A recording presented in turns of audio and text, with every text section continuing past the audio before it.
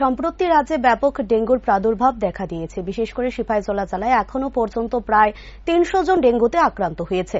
Dengue নিয়ে জনসাধারণকে সচেতন করার উদ্দেশ্যে সোমবার বিশালগড় ২ নং চন্দ্রনগর ইসলামিয়া জুনিয়র মাদ্রাসার উদ্যোগে ডেঙ্গুর উপর এক বিশেষ সচেতনতা সভা এবং স্বাস্থ্য শিবিরের আয়োজন করা হয়।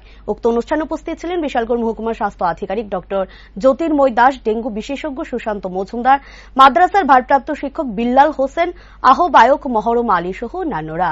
অনুষ্ঠানে বক্তব্য রাখতে গিয়ে ডক্টর জ্যোতির্ময় দাস বলেন, ডেঙ্গু নিয়ে আতঙ্কিত হলে হবে না, ডেঙ্গুকে মোকাবিলা করতে হলে সচেতন হতে হবে।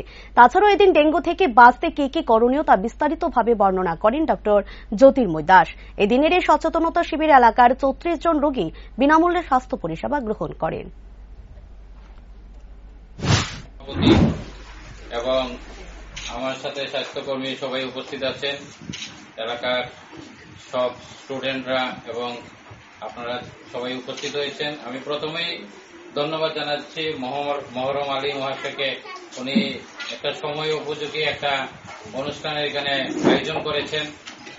আপনারা, আমাদের উদ্দেশ্য হলো ডেঙ্গু নিয়ে যে মানুষের মধ্যে যে আতঙ্ক সৃষ্টি হয়েছে, এই আতঙ্ক যাতে না হয়, আমরা আতঙ্কিত না হয়ে আমরা কিভাবে ডেঙ্গু থেকে সুরাহা পাবো, কিভাবে ডেঙ্গু রোগ থেকে রক্ষা পাবো, এটা নিয়ে আজকে আমাদের আলোচনা। তো আমাদের যে স্বাস্থ্যকর্মী সুশান্ত বাবু একটু আগে আলোচনা করেছেন, ডেঙ্গু নিয়ে বিস্তারিত আলোচনা করেছেন।